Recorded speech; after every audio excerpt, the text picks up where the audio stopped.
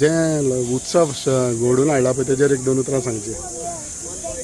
आमकां GI tag मेळ्ळा कोरंगूट रायसाक. हे चड कोरंगूट रायस आमगे लोटलेचे खाजनांनी रोयताय. आमची सगळीं 5 खाजनां टॅनंट एसोसिएशन एकठांय जाली आनी मागीर हे उत्सव बोला ती आमची उमेद.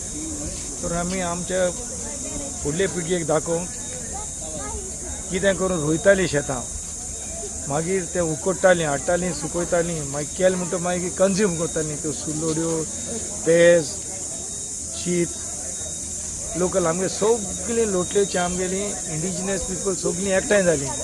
आमी करया म्हणून आनी आमी चिंतून ना देखून हे दोळे सक्सेसफूल जाता म्हणून आमी दिसतले अरावंड 200-300 लोक येता म्हणून.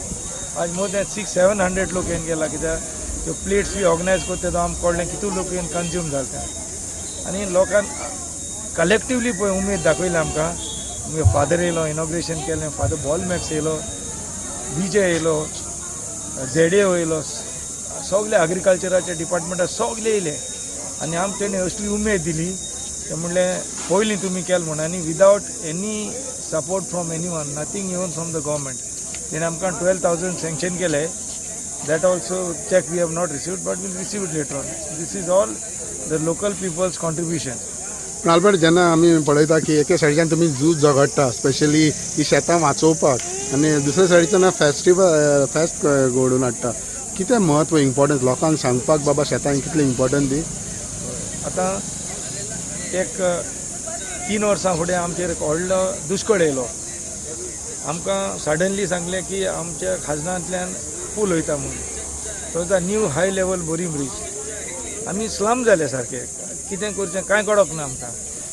आमच्या रेस्क्यूवाक 2 जाण मनशान केन्ना काय विसरचो ना, अभिजीत प्रभुदेसाय आनी डायना तवारीस, रेनबो वेरेरांची. तेंचो आदार घेवन आमी गेले मुखार आनी NGTन घातली केस. आतां हायकोर्टांची आमची केस चालू आहा. बरें दिसलें म्हाका, कित्याक आमचो तानावडे राज्यसभा MP तेणें 400 crores is working out to get for maintenance of this khazan. So sometimes it is a dilemma for me. One side you are trying to save Kazan, other side you are trying to do some type of construction if it is a bridge, even if it is on stilts. So now I think even our Chief Minister and our Central Minister Nitin Gadkari sir have understood that this Kazan cannot be touched. So now we are at a rest. After that only one attempt was made to demarcate it. Then after that there are dialogues that are going on and we are very hopeful. The way the things are going on, it should be in our favor and our Kazan should be saved.